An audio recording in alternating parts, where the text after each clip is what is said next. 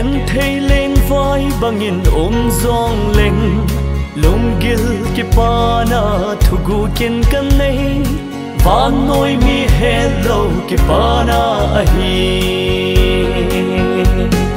sei choi lenge ken van ki pana thu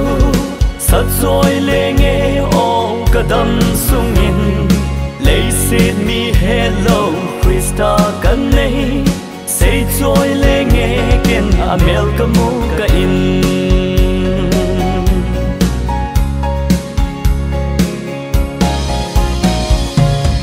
khu tui mei bang bay lối dinh thầy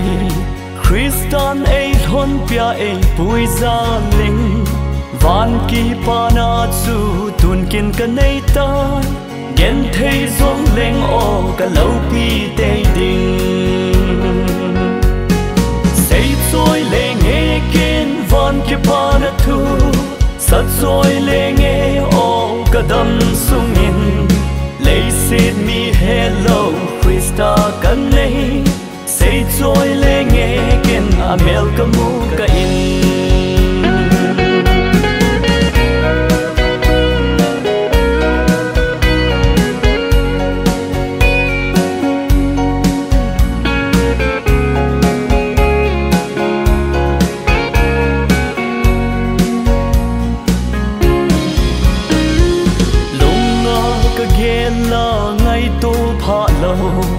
avan mel hoi nan e tom zalin